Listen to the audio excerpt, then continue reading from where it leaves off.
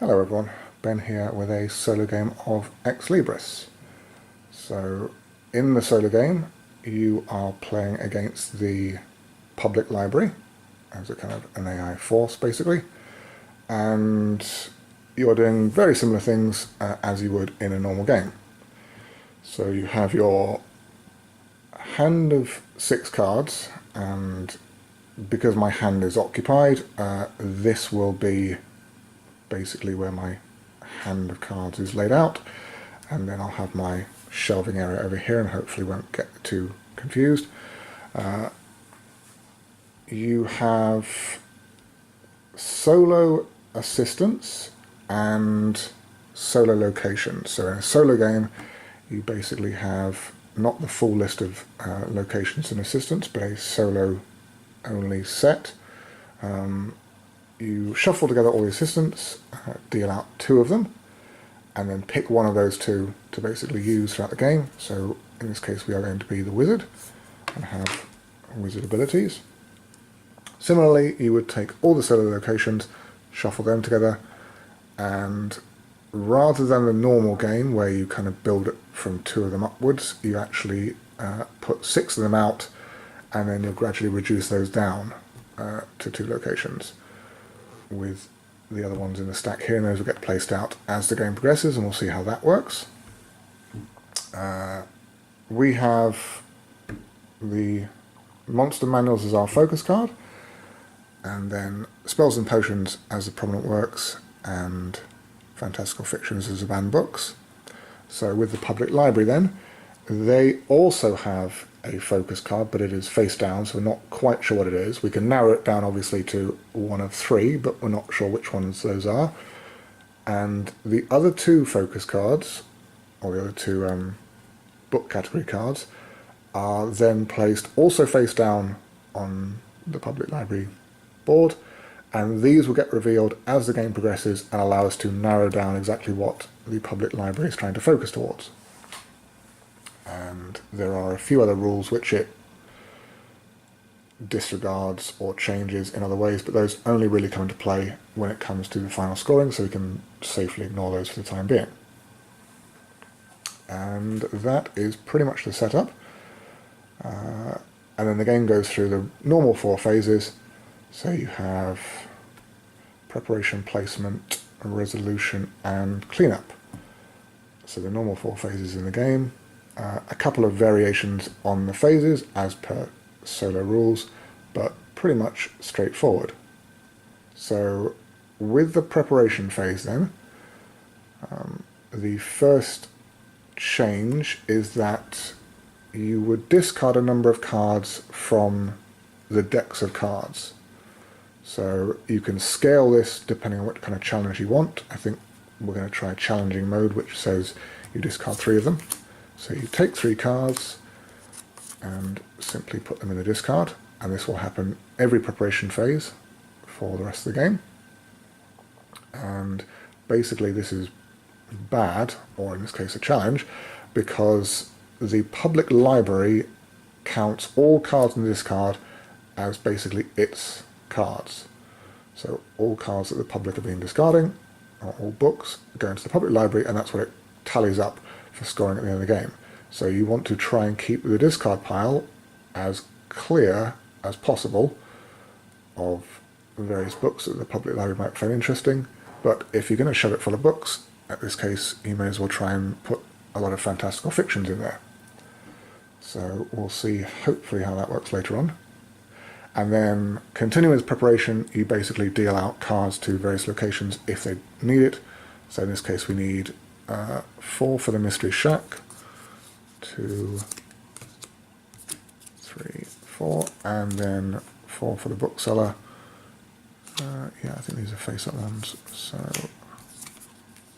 4, and I believe that is it. Yep. So they'll only have a need for cards to be dealt out if they have a specific space at the side of the location, which determines whether you can put cards there or not. So that is essentially preparation phase. And then we do placement.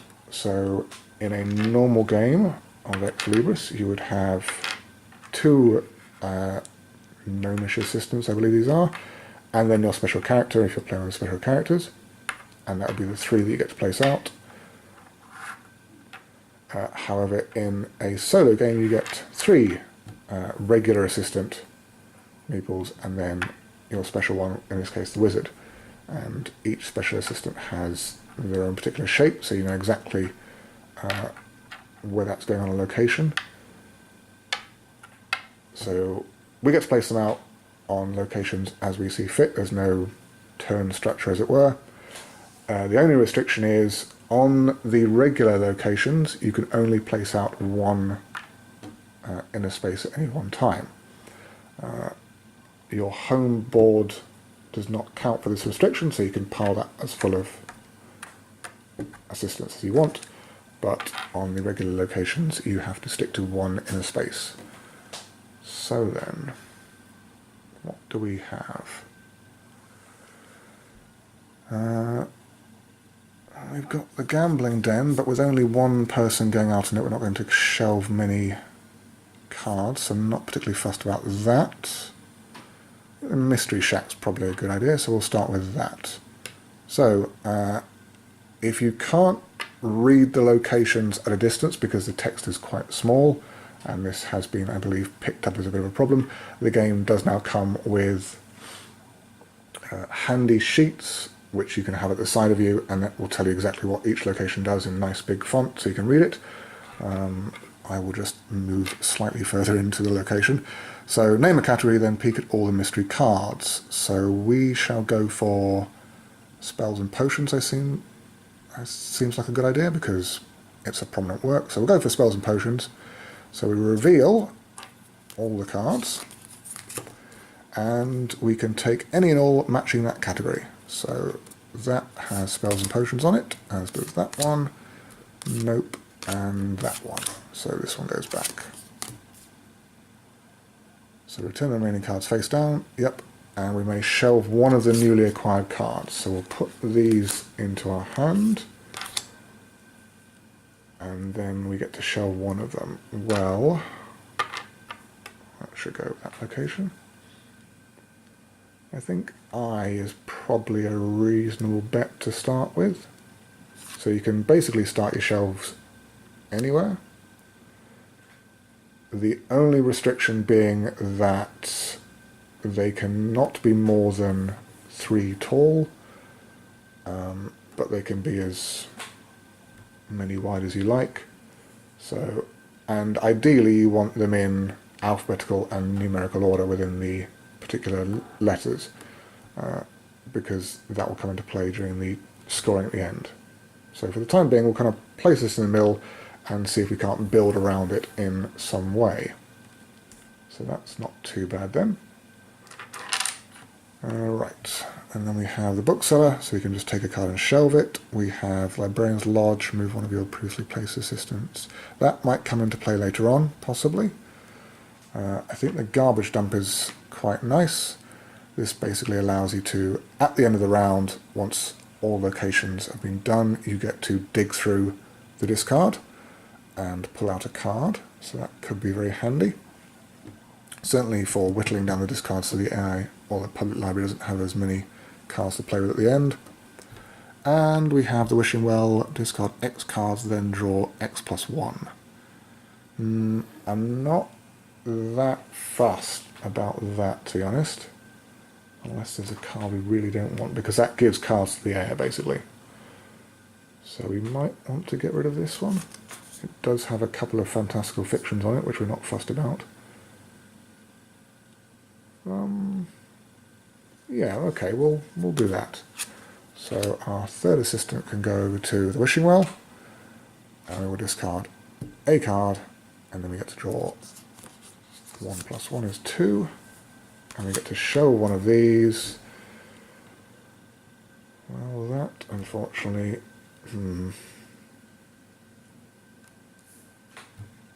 nope, I'm not fussed about shelving either of those, really. Maybe place them like this so we can see which ones have green books on them, and therefore we don't really want to focus on trying to shelve those, and which ones we do like. So try and get these shelved if possible, and stay away from shelving these unless we absolutely have to, if the benefits outweigh the risk of getting negative points. And then we have our wizard. And the special ability of the wizard is may shift a group of adjacent cards any direction by one space prior to shelving a card.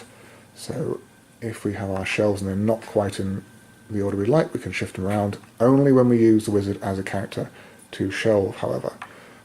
The special ability does not come into play if we use a standard assistant for a shelve action.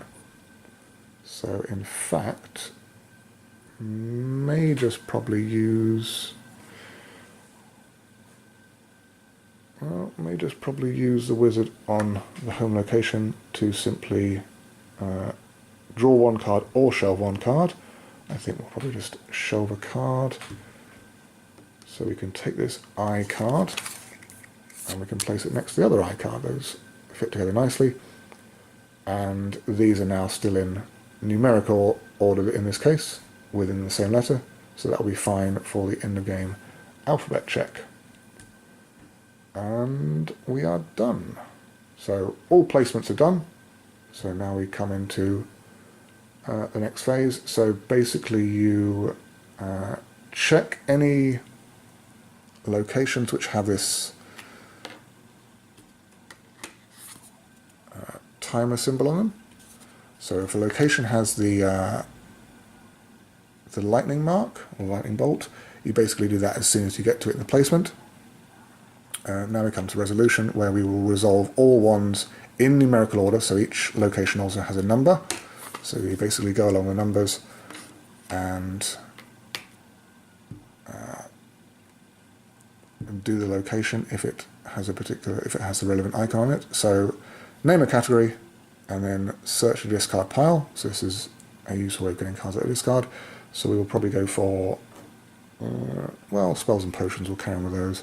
So take any one card which contains the book of the name category. So that's the spells and potions, that's the spells and potions, and so is that. So basically these are all the spells and potions in the discard, and we can take one of them, and we may shelve it. Well, let's try this one then. Although these do have monster manuals. I guess if we go for the T, we could probably put that underneath, and that might be okay alphabet-wise if we can branch out to the sides. So we'll try that. Okay, and these go back. So normally you don't get to look at the discard pile for the public library. It is basically you only get to see the face-up card and that is it. But in this case we got to dig through, so that should be fine. We'll try that. And now we get all our helpers back. And any cards which weren't taken off the locations get discarded to the discard pile. So unfortunately, that is a number of cards for the public library. And that is the cleanup phase. So now we come into the next round, so in round 2. So this game ticks along quite nicely. And we need to do the preparation phase. So first of all, again, we have to discard 3 cards.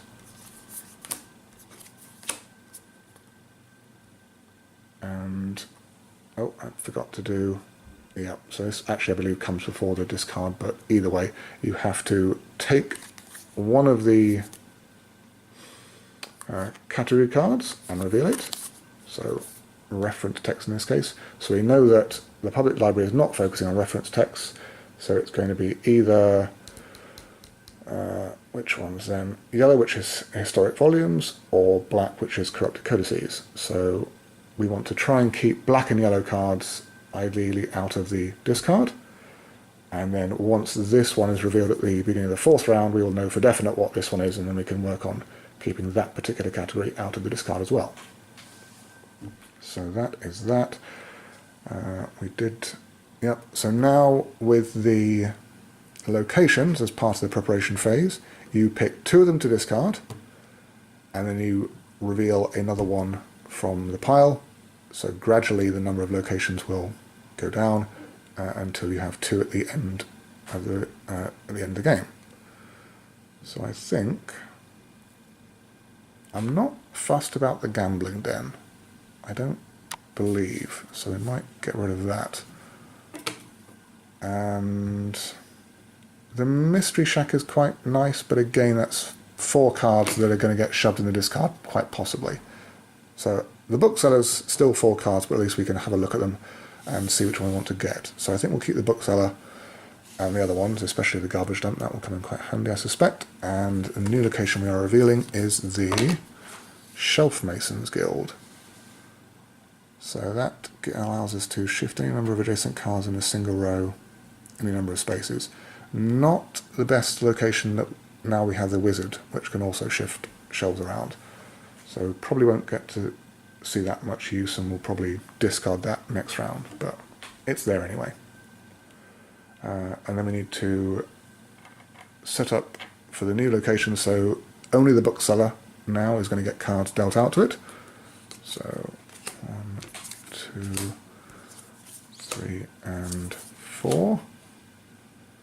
Okay, so there's a number of green fantastical fictions I'm quite happy to see go in the discard. That's not too bad. And it's always a good idea as well to check your shells, because one of the things you get points for, apart from your focus and apart from the prominent works, is also your lowest, or the category of books you have that has the lowest number. You basically get points for that. So you want to try and even out your categories as best you can, so you can get the maximum number of lowest points, if that makes sense. Okay, and then we have assistance to place. So again, I think one's definitely on the garbage dump. That's kind of a no-brainer. Again, we could send one to the wishing well. I'm quite happy now to probably get rid of this B card here, because we know that fantastical fictions are no good for the public library, and we know it's definitely not trying to work towards reference text, and it's definitely not trying to work towards monster manuals because we have those. So I think we can get rid of this into the discard and draw another couple of cards. Yeah, that's a better selection, I believe. So we get to shelve one of them. Well, J comes before K, so we'll try and put that one over here. So when you shelve cards, you basically have to do it orthogonally. You can't have cards off at a diagonal tangent somewhere. They have to be solidly attached to the adjacent shelves. And we'll keep that one. Okay. Well, it might be worth trying to get that in the shelves as well. What are we missing? So if we have a quick look, we've got 2 blacks. We have no greens, but we don't want greens, so that's fine. We've got 1 yellow, so we probably need to try and get some more yellows in the shelves. Monster manuals red, that's fine. Reference text, that's fine. So yes, we're a bit short on yellows, so we might try and boost them up a bit. And we're a bit short on monster manuals red, so we might try and boost them. So actually, yeah, this K card looks quite handy, so we'll try and get that in there, I suspect. So we could probably just about do that with a normal assistant on our home location to shelve a card, and that will shove in that one there.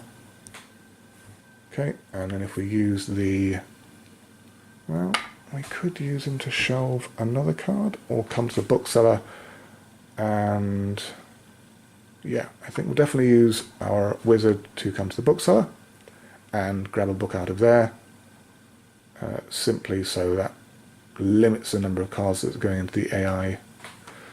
They're going to the AI pile, and I think this M card is quite nice. So we'll grab that, and we may shelve it. Now then, I think we'll place it here for the time being, and that's quite a large gap between M and T. So we may very well want to put cards in the middle at some point, depending on when we get them. So that doesn't look very good at the moment, but we do have the wizard who allows us to move shelves around. So we can hopefully split this up at a later date as and when we need it.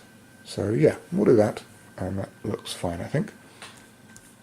So we're done with placement. So again, we come to sorting out the garbage dump as the only card, or the only location which has a timer on it. So name a category, then search a discard pile. So again, we'll probably go for, well, what are we missing now? So we could probably use some more historic volumes, I think, or monster manuals. We'll name monster manuals, so we want all the red ones basically, and if they come with historic volumes, then all the better. So I think that is that, and that one, and that is it. Okay, so we have several monster manuals, and some of them do indeed, well, this one has, this one does have historic volumes on it. This one unfortunately has a fantastical fiction, so we'll probably miss out that one. Yeah, that seems about the best of a reasonable bunch anyway. So we'll certainly shelve it, and I think now if we put it up here, so we might move these down a bit. If we shelve it up here, then this will kind of wrap round nicely to our next level of shelves. And this is now defined basically our top and bottom points of the shelves. So this is now our 3 rows that we can have. We can still expand widthways, but this is now the limit of how tall we can make them. So that's fine. That seems a reasonable spread of the alphabet at the moment. We'll see how that pans out later. So we need assistants back. We need, unfortunately, these ones in the discard. But at least I know there's some fantastical fictions going in there.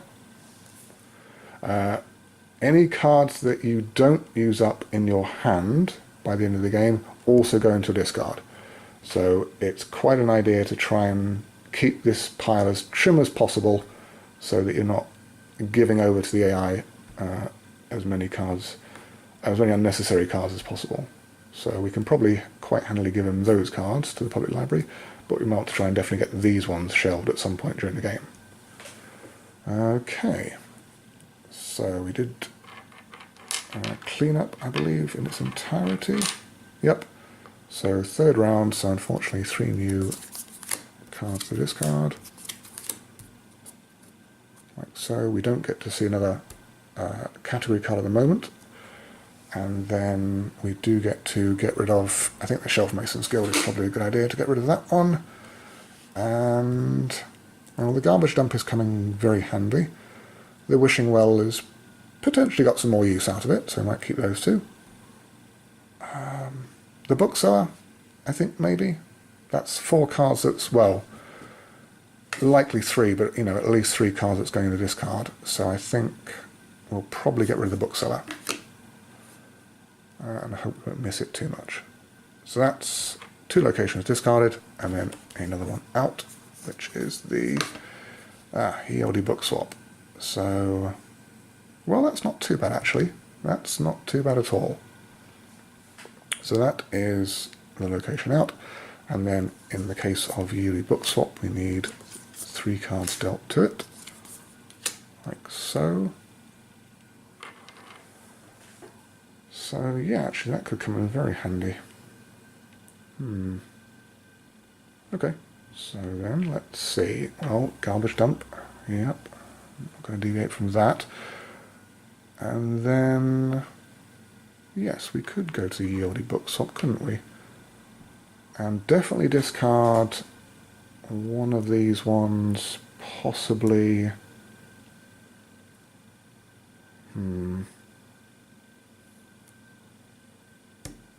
Not entirely certain. So they all have fantastical fictions on them, which is fine. We want to get rid of those. This one has the reference texts, which is fine. We know the public library isn't going for those, but unfortunately they all do have corrupted codices or historic volumes, which we're not certain whether the public library is going for one of those. It's definitely going for at least one, or one of those. We're not sure which one. So I guess if we kind of hedge bets maybe and give it that card, and that's probably the minimum of what it can go for. So we'll try that. And we can put this in the book swap, and we can take out, in that case then, well, we're not going to take out this card, because it can quite happily keep that one. So it's basically one of these two. Probably the U card I think we'll take out. Yeah, we'll do that. So we'll grab the U card, and we can quite happily place it down here, like so. So that seems good. Okay. And then we have two more left. I think, what can we place there? M. Well, let's have a look. So, corrupted codices, we're down to 1, 2, 5. So unfortunately, there is a bit, if you want to get the maximum amount of points out of this game, there is a bit of constant counting, where you're basically checking up your categories at every turn and figuring out which ones you have the least of, which, while maybe satisfying, is not the best thing to try and sit through. So that's 6. So I think we're still down by 2 historic volumes to at least the next level of category. So we want to try and bump up yellows a bit. Well, unfortunately in our cards we don't have any yellows, so we need to try and draw some. So in that case then we will go for our home tile and draw a card, which is not a yellow card. That's not helpful at all, so that's going to just go there because it's got a fantastical fiction on it. Again, it may come to the point where you might just have to take the negative points in order to get more return out of the rest of the books on a particular card, but I don't believe we're there just yet. So we can actually come along with our wizard to the laboratory, and we'll take this card, the P card. It's got several monster manuals on it, so that's always a good thing to try and get more of those, because you get more points for monster manuals. And we will now shuffle it in. So the ability of the wizard is to basically slide shelves around. So if we slide these two over, and you can actually slide shelves such that they break the normal adjacency rules, as long as at the end of your particular action they're all back together in a normal formation. So I don't believe it matters too much. No, well, let's do this. I think we'll try and create a more stable base. So we'll do it this way. We'll shuffle these two across, and then we will simply slot this in the gap. So that seems fine. And now we have a very nice base of cards. So we've got 4 across the bottom. So if we can definitely get at least some up here, that will be a very nice score for our shelf stability, which we will see at the end of game scoring. So yeah, that seems pretty good. Okay, so all locations and actions done. So we come to next bit. So again, the garbage dump. I believe, unless I'm mistaken, it's possible the garbage dump is the only location which is an activation after every other location has been. So go to the garbage dump, and I think now we'll try and get some more historic volumes out of this discard. So we'll go for yellow cards. So, and this process may take a bit longer as the game goes on, because there are more cards to drill through in order to find the ones we want, but hopefully it won't take too long. We're already seeing a reasonable amount of historic volumes on shelves that we can grab, certainly. So definitely not that one, because that's abundant with fictions, not those two. So we are left with, I think this card is quite nice. It's got several monster manuals on it, and also spells and potions, and I think we're probably a bit low on spells and potions as well, so getting some more of those is also useful. And that's also a prominent works card, so double plus good, excellent. So we'll go for that. And we can place it probably here, I don't think it desperately needs to be any closer to the F shelves. So here is fine. If necessary, we can probably shift it over one, and we'll see how that plays out. So yeah, we'll do that for the time being. And that is fine. So then we need to get assistants back. And those, and these go into the discard, hopefully not helping too much. And then, so we reveal first this time for the next round, so we're in the 4th round. So this is now corrupted codices. So we know from a process of elimination that the library is focusing on, oh, come on brain here, focusing on historic volumes. So I don't believe you're technically supposed to flip this over until the end of the game, but we're not silly here. So we can see that it's focusing on historic volumes, and we know that we want to try and keep those ones out of the discard as much as possible, which is fine because we could definitely use some more in our shelves as well. So I think that all works quite handily. And then we need to put 3 in the discard. Oh, that's a shame, that's a lot of historic volumes. Oh, right, I'll have to dig for those with the garbage dump later on, I suspect. And then take 2 out of here. I don't think the Librarian's Lodge is getting much of an action. It's quite handy for swapping cards around, but again we have the Wizard as an ability, so he's doing quite a useful job of reorganising our shelves as we need to. So I think we'll move that out. And then, well, the garbage dump is definitely not going to stay around. Wishing Well, maybe? Oh, the Yieldy book swap.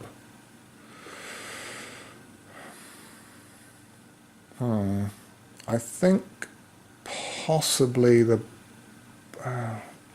Wishing Well. I'm not convinced that's the right choice, but as you can see, when you're down to a couple of really good locations, it's quite a decision to get rid of one.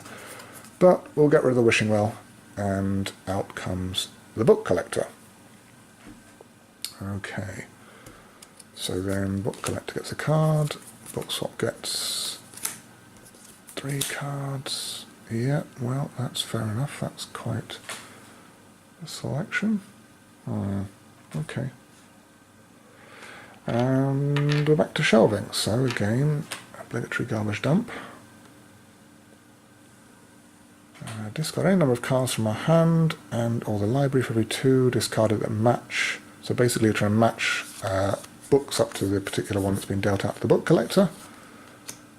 And you get to draw more cards based on that. We get to shelve 2 of the cards that are drawn. That could be very handy. Yeah, I like the sound of that one. Yeah, I think we'll go for that one indeed. We can probably get rid of all of these, maybe. We don't get rid of them now, we're going to have to get rid of them at the end of the game anyway. So it might be worth holding on to this one just in case we want to deny the public library a historic volume. But I think we'll definitely get rid of these ones. Yeah, that seems like a reasonable trade-off. So we're looking for blacks, yellows, purples and blues. We have 1, 2, 3, 4, 5. 5. Okay. So basically you divide by 2 and round, so we're going to get to pick 2 cards. And we get to shelve both of them if we wish. Not that one, probably that one. Oh, definitely that one. That is incredibly handy. So that slots in right there. That's quite nice. We could shelve this one as well. It would, again, fit quite handily at the end here. We do have space for it, certainly.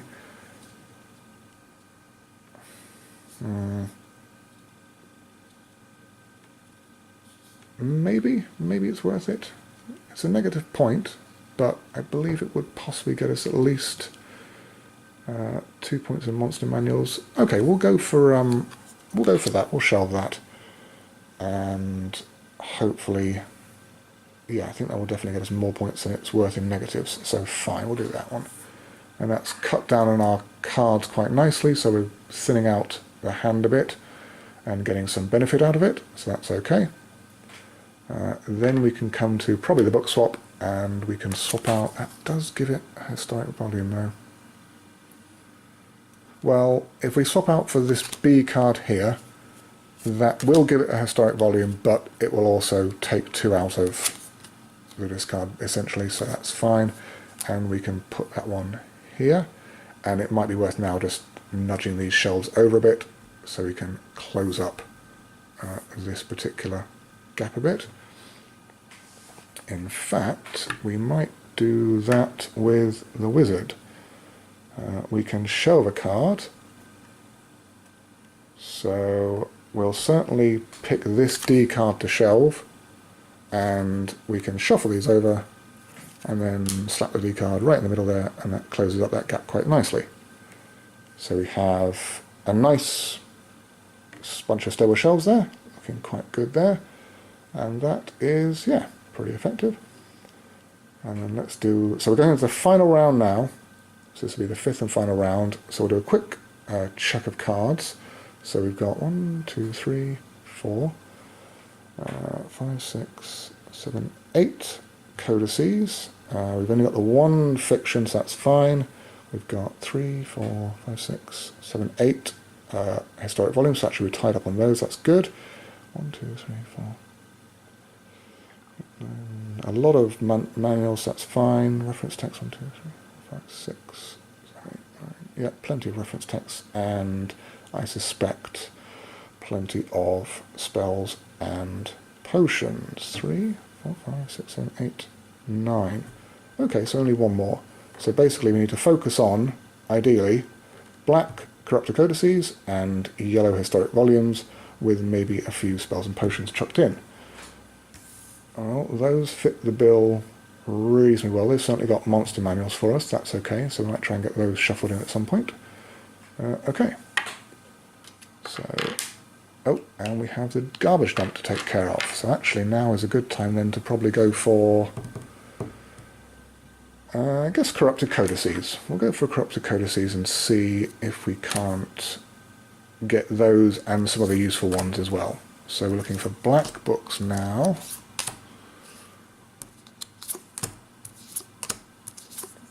Again, a bit of a shuffle one-handed through the pile. Hopefully we won't see too many with fantastical fictions on them. Yep, okay. And it might be an idea for the final time to try and actually go for historic volumes with our garbage dump and try and pull out a nice yellow card the AI would like to see in its public library. So we've got these ones. Let's put back the ones with some green on it. So that one, and those ones, not counting that. So these have green on them, so that's negative points, which we don't ideally want to see. So we are left with, excuse the complete mess I'm making of all of this, those cards. Right, well, we did need historic volumes, so that's got some black and yellow, and it's a monster manual. That is also black and yellow, and that's also a monster manual. So yeah, I think either one of these, probably the Z. Simply because if we grab the E, we can put it in, but we don't have an available space for it that will benefit our alphabet check. So ideally it wants to go in the middle of the D and the F. So we will not grab that one, we will grab the Z, and that will then tuck in quite handily at the end next to our Y. So that is good, and then the rest of these can all go.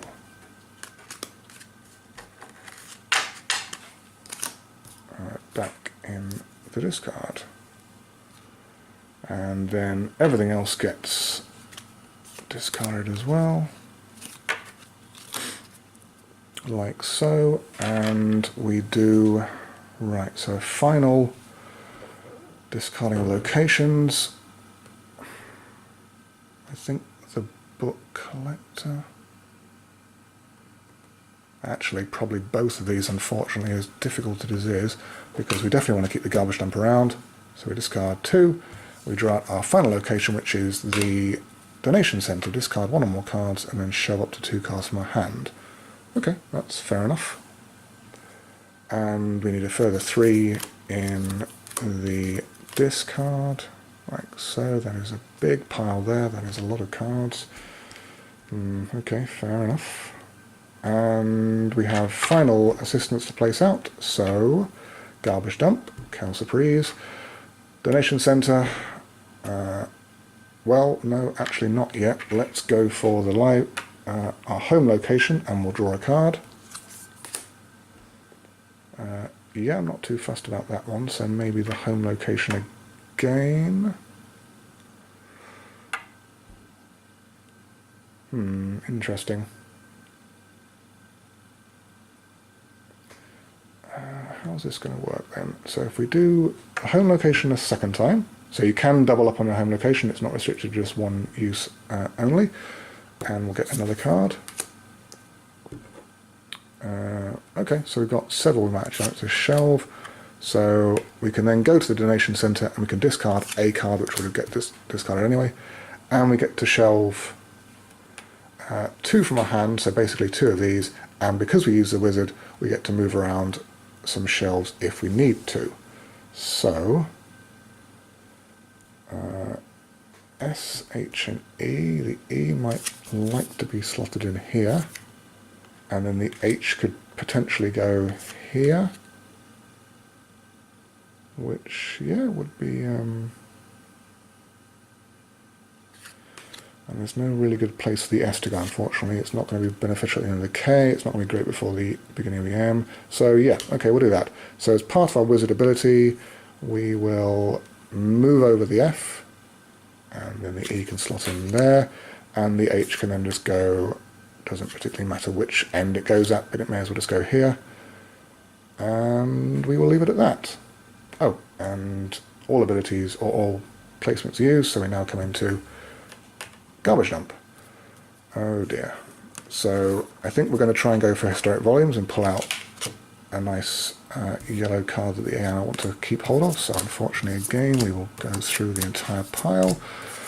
Terribly sorry, but this is the last time, I promise.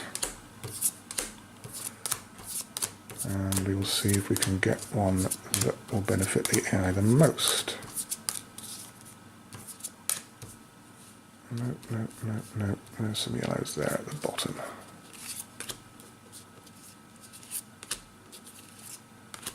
Right, so those are all the ones with strike volumes. So which one can we make best use of, basically, because it also has to go in our shelves at some point. So if we can get one that's between K and M and that can fit in that gap, that would be very beneficial. So now's the time to try and run my alphabet. E, H, I, J, K, L, O. Okay, so basically L. Do we have a card which has L on it? No. And we don't have the number 1 for the M cards either. That's a bit of a shame. Okay. In that case then, do we have a card that is an A card and can go up here? And before the number 4B card? Again, not so much. Oh dear. Doing so well with the shelves and all. Well, that's still a good score, I think, for shelves anyway. Alright, in that case then we'll just try and go for another quick tally. 1, 2, 3, 4, 5, 6, 7, 8, 9, 10 yellows, and I think we were trailing in blacks as well. So 1, 2, 3, 4, 5, 6, 7, 8, 9 blacks, 10 blacks. So yeah, so we want was equal yellows and blacks if possible, but certainly yellows and blacks. Not green, so these can all stay out. That one's got yellow and black on it. And that one has yellow, black, and also monster manuals. That's a good choice, I think. Not so much these. Yeah, so one of these then. Can we fit one of these in nicely? No. Is the short answer. I basically tidied up my shelves so much there is actually no available room to shove anything. Well, this is a bit of an unfortunate problem then, because it basically means we can place it in, but it then means in order to maintain alphabet order, you have to flip over a card so it basically runs together. So in that case then we could place it there, and then we could possibly flip this one over like so, and then that would maintain, no it wouldn't because that's even after the number of 70. Okay, so we can actually place it and then flip it over straight away. Well, at least it gets it out of the AI's pile, so that's something if nothing else. In that case then, we may as well go for the one that gives it the most benefit of historic volumes. So we will grab this one, and then it'll still get flipped, but at least it's not 2 yellow cards that's going in the AI discard. So sure, we'll do all that. That was the garbage dump, and then these will go back into this card. And we have no cards from here to discard, so that's fine. So we have basically come to the end of the game. Oh, and we have this card which we never got shelved, so that will also go from our hand straight into the discard. So now we come to the end of the game. And I believe I'm going to put a bit of a break in here, because basically you have to tally up all of your cards with all the different books on them. And that can take quite a while, and especially for digging through the entire AI deck one-handed, that is going to be an excruciating process, so I will do that in a break basically, and then come right back. So, be right back. Okay, so we've done the quick tally. Excuse the filming with the other hand, hopefully it won't get too shaky. So we've done the tally of the public library, so laid out all the discard cards into rows just to make it easier to tally up basically, and we have a final tally of the public library cards. So now, in the interest of showing what it's like, we'll do it with our cards. So we have an alphabet check order to do first. So basically you go through the alphabet, simply enough, top to bottom, left to right, and make sure that your cards are therefore meeting that particular alphabet check, and also within similar letters. So in this case I think that's it. Yeah, so in this case, within similar letters, make sure they are within numerical order within the numbers there. So I think, if I recall correctly, the only one that wasn't fitting this particular plan was this I card here, which can then get flipped over. So you are allowed to flip over whichever ones you like, but ideally the fewer the better. And then recheck to make sure that all makes alphabetical sense, and then you then tally up the cards you have left. So obviously you're missing a few icons, but that is what you have to do in order to keep everything nice and tidy in your library. So we have completed the alphabet check. I believe that is B, C, D, E, F, H, I, J, K, L, P, T, V. Yeah, so that's fine, and the numbers are fine within the relevant letters. Good, okay. So now we tally up all the categories. So we'll start with the Black Corrupted Codices. So we have 1, 2, 3, 4, 5, 8, 9, 10. So we have 10 of those. Okay, my pen seems to have given, there we go, that's better. 10 of those. We have just the one Green Fantastical Fictions, which is good. That's one more than we ideally wanted, but still that's not too bad. Historic volumes, 3, 4, 5, 8, 9, 10 of those, so that's pretty good. That's at least even within, I suspect, the bottom limits of our numbers, so that's good. Right, Monster Manual. So hopefully we've got 1, 2, 3, 4, 6, 7, 8, 9, 10, 11, 12, 13, 14, 15, 16, 17. So that's a bit more anyway. I was going to say hopefully we've got more of these, considering this is what we should have been working towards as our library's focus. Whether it's enough we shall see. 2, 3, 6, 7, 8, 9, 10, 11. Reference text, so that's not too bad. And 2, 3, 4, 5, 6, 7, 8, 9, 10, 11, 12, 12 spells and potions. 1, 2, 3, 4, 5, 6, 7, 8, 9, 10, 11, 12 spells and potions. Good. So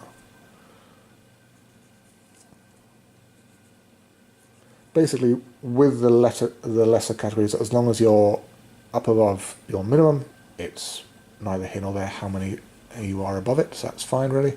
As long as it's more than 10, basically, we are good. And then you take these tallies, and you have on the top of the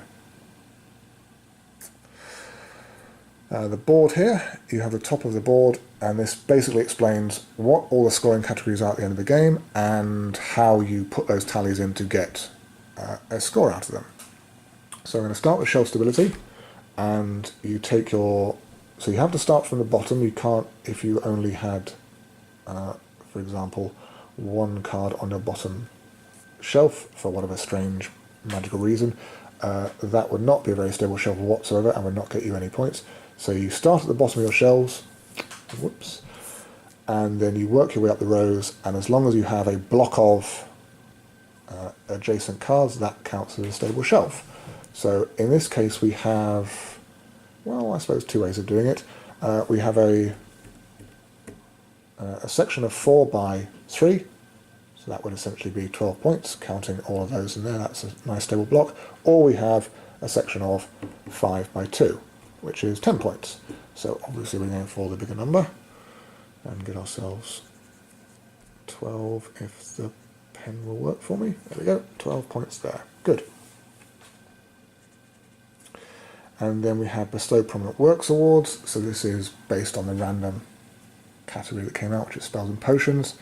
So in a normal game, you want to tally up whoever has the most purples, and then, or whatever the category is, and then you get first, second and third points. In the solo game, it is just first points. So that's a shame. Well, the public library then has the most with 17. We only got 12. So we are going to get 0. And the public library will get the big fat 15. Fine. Banned books, and this is hopefully where we're going to get a few more points. So banned books in this case was the green, fantastical fictions. We only had one of them, so we'll get -1 point. I don't know. Anyway, and the public library has -25 points. That is looking a bit better. Categorical variety, so again this is basically what I was tallying up the entire game. So our lowest category, not counting banned books, is either Corrupted Codices or Historic Volumes at 10 apiece. So basically take 10 and you get 3 points for each book. So we're going to get 30 points, so it can be quite a number of points if you're good at keeping your minimums relatively high. And the public library is 13 either way, I believe. I think that was 15, wasn't it? 13 either way. So that is going to be 39.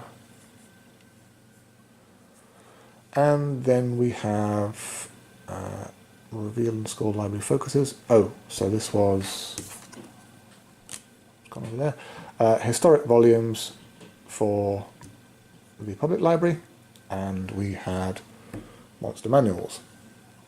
So we need to give ourselves 34 points then, so 17 times 2 for monster manuals, and 26, so it took me a while to get there, 26 for the public library for historic volumes.